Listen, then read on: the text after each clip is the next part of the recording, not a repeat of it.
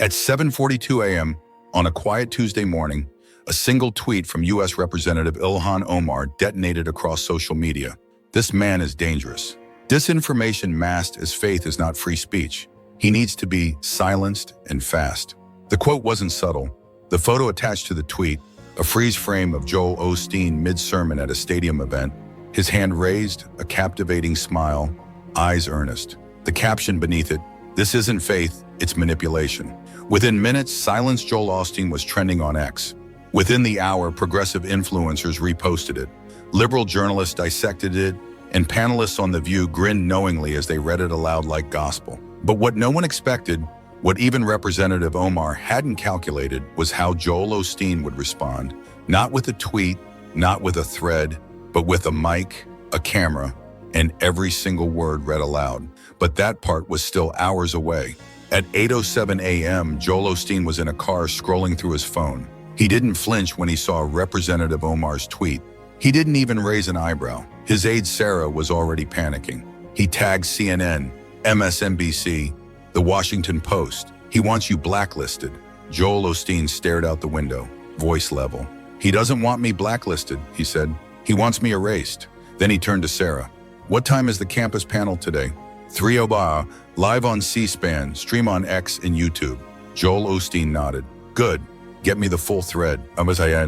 Every single tweet. You're going to read it all on air, with names?" Joel Osteen looked at her, calm as ever. "No, I want to hold a mirror up and let the whole country see who's afraid of words." By 10:30 a.m., screenshots of Representative Omar's tweet had crossed the aisle. Conservative commentators were already lighting fires in return.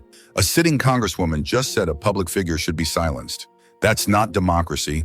That's tyranny cloaked in progressivism. Joel Osteen didn't retweet anything. He didn't post. He prepared. While U.S. Representative Omar added more fuel with follow-up tweets, branding Joel Osteen's sermons an influence code for harmful ideology and veiled manipulation, Joel Osteen printed them out, highlighted them, and placed them neatly in a leather folder. And at 2:15 p.m., when he arrived at the Georgetown Auditorium for the nationally televised panel, he stepped out of the car with the thread in one hand and a well-worn Bible in the other. The Georgetown Auditorium was packed to the walls. Students, faculty, media, influencers, all packed in rows, some wide-eyed with anticipation, others smirking behind their phones. Cameras were already rolling, fingers already hovering over record. The backdrop read, "Gen Z in the Future of Free Speech," a neutral title, but the room was anything but. Joel Osteen stood backstage, his signature blazer sharp, a cross pin glinting faintly on his lapel, the leather folder in his hands. It wasn't heavy, but it might as well have been made of steel. His aide leaned in, whispering, "Campus moderators just got a revised script. Representative Omar's tweet is in the intro." Joel Osteen didn't blink. Of course it is. The panel moderator, a slick-haired media professor with glasses he never needed, strode out to the center stage with practiced confidence. He took the mic with a smirk.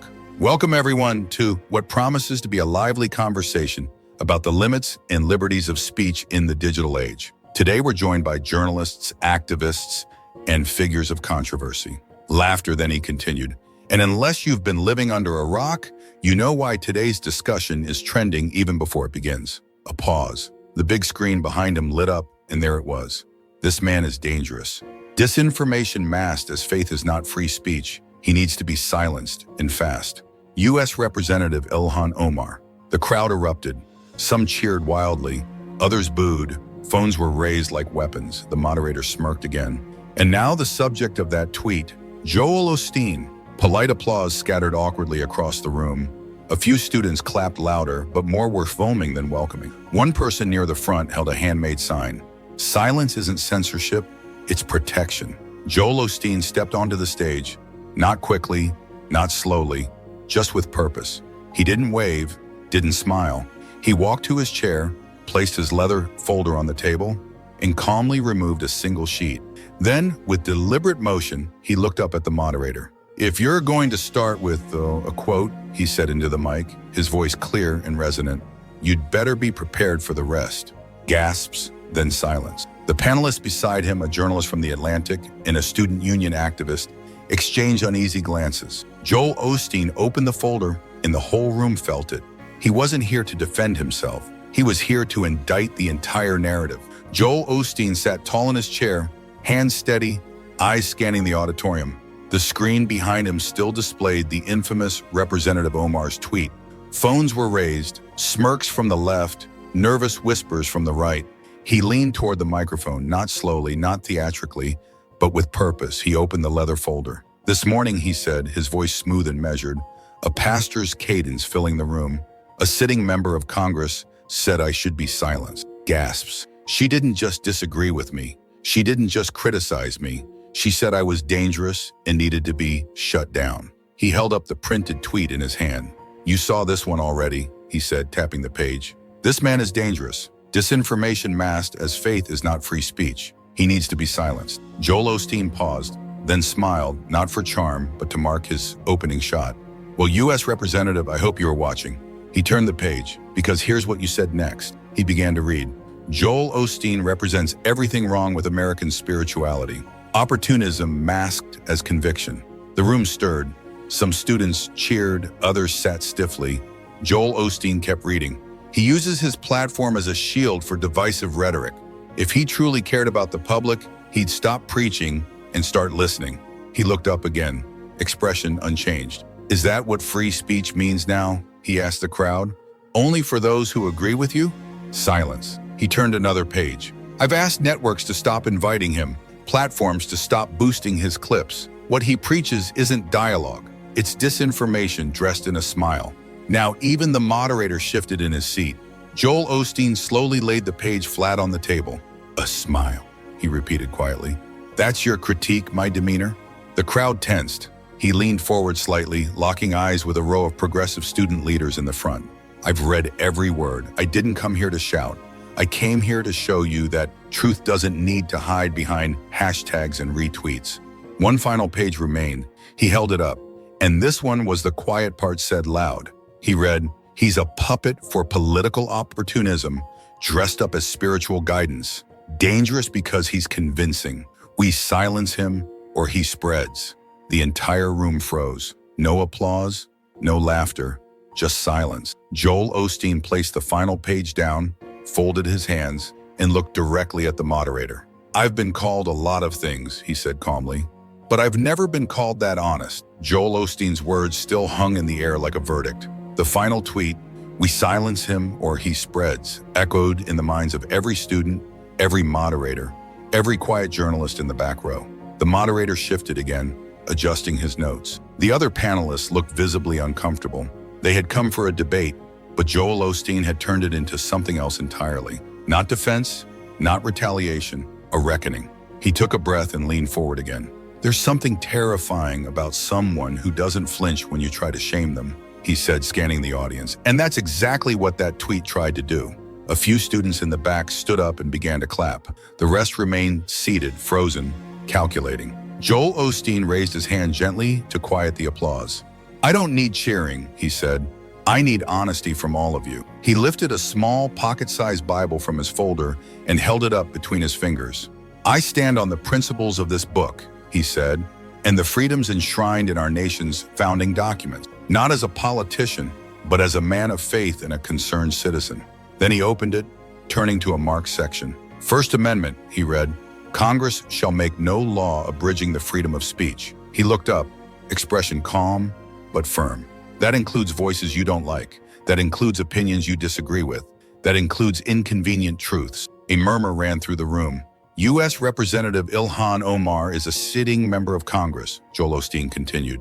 "She has every right to disagree with me. She has every right to debate me. But when she uses her platform to call for my silencing, that's not democracy.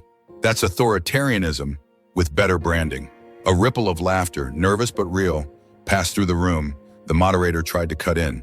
"Pastor Osteen, we'd like to pivot to Joel Osteen didn't look at him. "I'm not done." The crowd stirred again. Some clapped, others whispered. The tension was turning, not into chaos, but into something rarer. Clarity. He stood up. "I've been sharing messages of hope for decades. I've been called a charlatan, a performer, a threat, a mistake, but I've never been called irrelevant, and that's why they're afraid." Then he looked directly into the nearest live stream camera. "To every person watching, don't let them silence you with hashtags. Don't let them reduce you to outfits and buzzwords. They want you quiet because your voice terrifies them. A beat. And that's how you know it matters. Joel Osteen's final line. Oh, that's how you know it matters. Had cracked something open. For a moment, the room was still. Then the shouting began. A group of students in the upper left section stood up suddenly, waving signs. Hate speech is not free speech. Protect marginalized voices, and speech has consequences. A young man in a progressive uprising hoodie shouted from the aisle, "You don't get to hide behind faith or the Constitution to spread bigotry." The crowd stirred. Some clapped in support. Others booed the interruption. Joel Osteen didn't flinch. He calmly set down his Bible, looked directly at the protester, and responded into the mic. "I'm not hiding behind anything. I'm standing in front of everything they want to tear down." More murmurs. The moderator stood to regain order, but Joel Osteen beat him to it. "To those of you who disagree with me," he said, turning toward the student protesters, "I respect your right to speak. I didn't ask anyone to silence you, and I never will." That line landed. Some of the protesters paused. "Here's what I won't respect," he continued, his voice still calm, still steady. "When one side of the argument decides the other side isn't allowed to exist." A girl in the front row, folded arms and skeptical eyes, stood up. "Then what about hate speech?" she demanded. "What about when people like you use freedom to harm others?" Joel Osteen nodded slowly, acknowledging the question. "Hate speech exists," he said plainly, "but who gets to define it? The person in power? The trending hashtag? Or the loudest voice in the room?" Silence again. "I've never used my platform to threaten anyone," he added, "but I've used it to question everything, and that's what makes them nervous." One of the panelists, a professor from New York, leaned into his mic and muttered, "You sure seem rehearsed." Joel Osteen turned to him, eyebrows raised.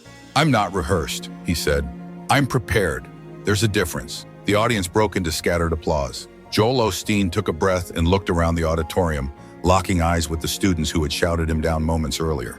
"You don't have to like me, you don't have to agree with me," he said. "But if you want to shut me up instead of out-argue me, maybe you're the one who isn't ready." This time, even some of the protesters sat down, not in agreement, but in acknowledgement. And that's all Joel Osteen needed. He hadn't won them over. He'd made them stay. The moment Joel Osteen stepped off the stage, his phone vibrated nonstop. 23 missed calls, 54 unread messages, but none of that mattered compared to the first push notification on his screen. The thread is now trending #1 nationwide. Sarah rushed up behind him. "You broke them. CNN split. MSNBC is calling it a meltdown, and Fox already has a lower third." Osteen versus Omar. Joel Osteen didn't react. He just placed the folder back in his bag, adjusted his cross pin, and calmly asked, "Did Representative Omar respond yet?" Sarah paused, eyes wide. "She's typing." Seconds later, a new tweet appeared on Joel Osteen's lock screen. When you need to read someone's tweets out loud on stage for clout, maybe your own words aren't strong enough. But I'm glad you finally read something. The crowd backstage erupted in conflicting reactions. Some groaned, others laughed nervously. Joel Osteen scrolled once, twice, then locked his phone. "Good," he said. "She's scared." At that exact moment, newsrooms lit up. MSNBC, Joel Osteen, brave or brazen? Campus speech sparks national debate. Fox News, Joel Osteen exposes Omar's hypocrisy, and he did it without raising his voice. The View, it was performative. Omar's tweets weren't even meant for him. X, formerly Twitter, one user posted, "Representative Omar told us to silence him." Joel Osteen read the whole indictment back with footnotes. Another, "I don't agree with Osteen, but he didn't flinch. That's what shook me." Within 30 minutes, the clip of Joel Osteen calmly reading Representative Omar's tweet thread had hit 2.8 million views. Edited versions flooded YouTube. Reaction videos piled up. The moment he read, "We silence him or he spreads," became the centerpiece of every discussion. Late-night shows made jokes. Podcasts exploded with takes. Young people stitched the speech on TikTok, pointing to Joel Osteen's steadiness. But the battle wasn't over. Representative Omar tweeted again that evening, "I don't debate with spiritual manipulators. I debate policy. If he wants a real fight, he can face me live. No stage tricks." The bait was obvious. Sarah looked at Joel Osteen. "She wants you in the ring for real this time." Joel Osteen didn't blink. "She doesn't know I came prepared for round 2. The moment she posted that first tweet, he pulled out a second folder. I have her deleted tweets, her archived threads, and her flip-flops from the last 3 years. Sarah's eyes widen. You're really going to read those too? Joel Osteen smiled faintly. Not read them. He looked straight ahead. I'm going to televise them.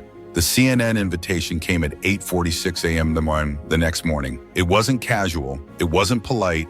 It was war paint dressed as primetime diplomacy. America at the crossroads. Free speech, power, and the new political divide. 2 guests, 1 stage. U.S. Representative Ilhan Omar. Joel Osteen. Joel Osteen read the email once, then again. They think they're hosting a conversation, he has said, handing the phone to Sarah. But I'm walking in with the closing argument. The prep wasn't just intense, it was surgical.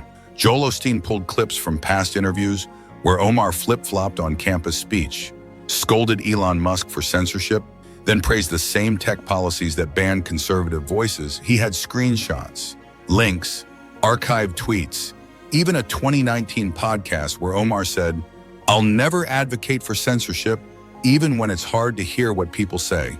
Joel Osteen circled it in red. This is my Exhibit A. By 6:55 p.m., he stood outside CNN's Manhattan studio, white blazer sharp, folder in one hand, Bible in the other. Inside, Anderson Cooper was already live. We're about to witness one of the most anticipated conversations of the year, a progressive icon and a conservative lightning rod. Both young, both fierce, but only one can control the narrative tonight. The room darkened, the intro music faded, the lights hit, and the cameras rolled.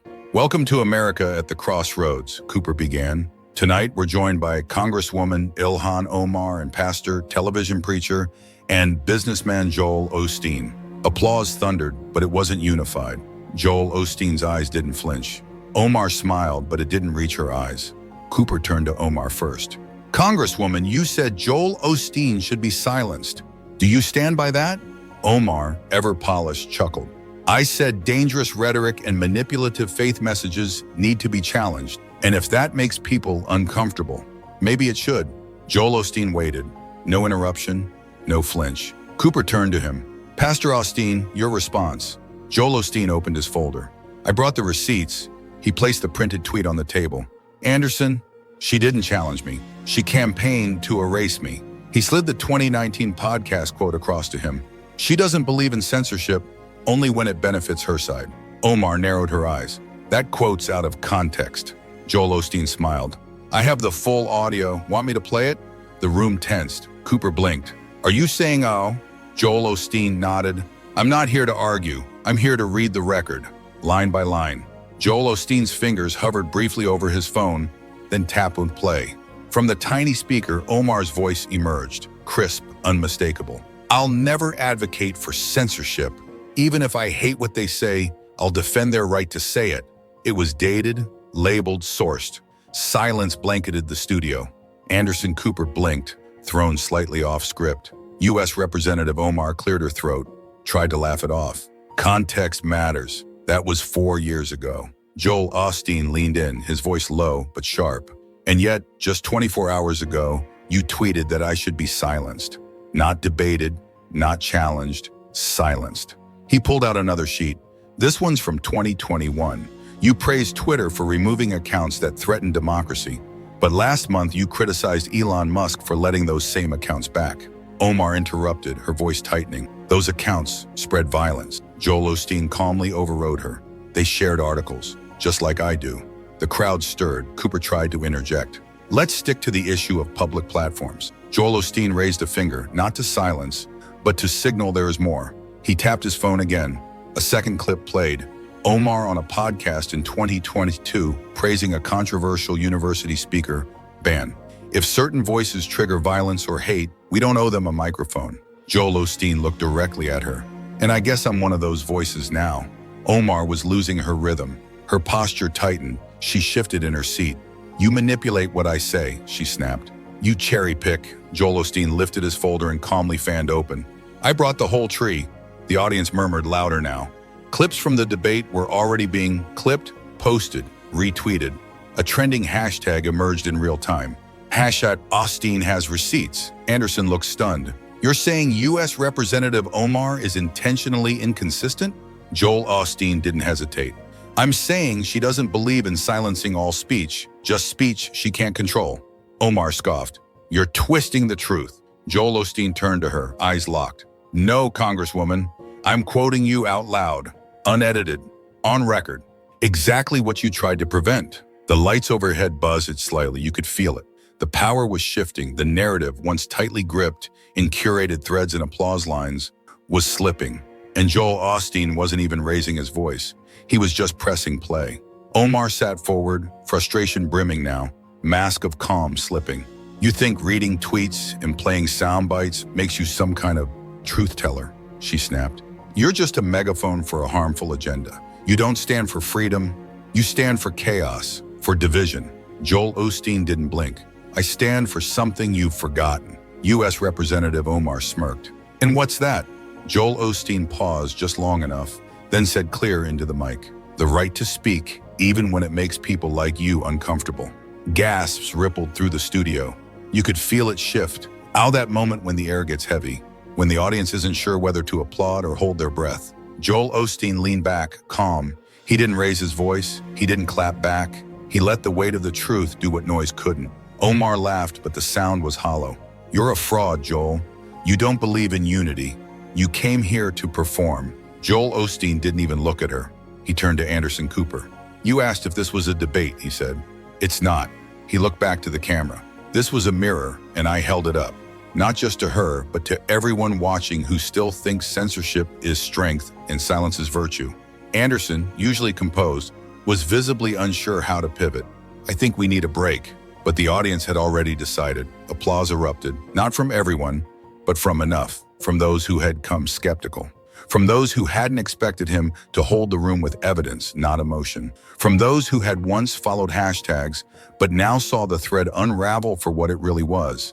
Not a call to protect democracy, but to control it. The live comment stream on CNN's digital broadcast surged. He destroyed her without yelling once. This isn't just politics. This is principle. Osteen just gave a masterclass. Omar sat stiffly, arms crossed, jaw tight. Joel Osteen gathered his notes slowly, deliberately, his sharp blazer catching the light. As the screen faded to commercial, Anderson's voice was caught faintly by a hot mic. That wasn't a debate. That was a dismantling. The second CNN cut to commercial, the internet exploded. Joel Osteen read it. Unedited truth, thread by thread, all trending, climbing by the second. Within minutes, Fox News posted a highlight reel titled Joel Osteen versus Omar, the night the thread broke. A 12-second TikTok clip, just Joel Osteen saying, the right to speak, even when it makes people like you uncomfortable, hit 5 million views before midnight. On X, conservative accounts declared, he walked in with tweets, he walked out with a movement. But it wasn't just the right. Even some moderate liberal voices hesitated before hitting send. A Columbia student posted, I don't agree with his politics, but he didn't lie, and that's rare. A centrist commentator tweeted, this wasn't a takedown, it was a revelation. Omar had sound bites. Joel Osteen had facts. Meanwhile, U.S. Representative Omar's account stayed silent for hours. No victory tweet, no rebuttal thread, just silence. And in that silence, Joel Osteen's presence grew louder. He walked out of the CNN studio into a swarm of cameras. Reporters shouted questions, but he didn't grandstand. He held up the Bible in one hand, the now crumpled tweet printouts in the other. My job isn't to yell louder, he said. It's to make sure truth echoes longer. Donald Trump reposted the clip minutes later. He's a star. The progressive left is crumbling, and a voice of faith and freedom is rising proud. Breitbart ran with, Joel Osteen didn't blink. Omar did. The Atlantic ran a more cautious take. Osteen's calm could change the narrative for public figures. And MSNBC, they aired a panel arguing that Joel Osteen's dangerous rhetoric was veiled behind polished delivery and charismatic appeal. But even some guests hesitated to criticize him directly. In the days that followed, campus groups invited him to speak. Young conservatives made his words into merch. Even independents began quoting his final line. This wasn't a debate, it was a mirror. Omar returned to social media 3 days later. No thread, no fight, just one vague post. Politics shouldn't be a performance. We need substance. But it was too late. Joel Osteen didn't need to perform. He just needed a microphone and the truth their threads were trying to bury. And when he read it out loud, America listened. In an age where tweets are weapons and silence is strategy, Joel Osteen chose neither. he chose the microphone. And he didn't just defend himself, he exposed the entire game, one page at a time, one lie at a time. And when the dust settled, it wasn't just a thread that unraveled. It was the illusion that anyone could silence him. Not now, not ever. What we witnessed wasn't just a political debate, it was a crucial confrontation over the right to speak, even when it's uncomfortable. Whether you agree with the pastor or the congresswoman, the core issue is clear. Who gets to draw the line between free speech and silencing? The narrative surrounding free speech is shifting fast, and every single voice matters. Don't let your voice be silenced. If this analysis of power, truth, and the media game resonated with you, you know where the conversation continues. Hit that subscribe button right now, DY. We dig deeper, provide the receipts, and hold the mirror up to the narratives they want us to ignore. Subscribe to my channel for more unedited truth and in-depth breakdowns, and tell me in the comments who truly won this battle for the narrative. Like, comment, and subscribe. Thanks for watching.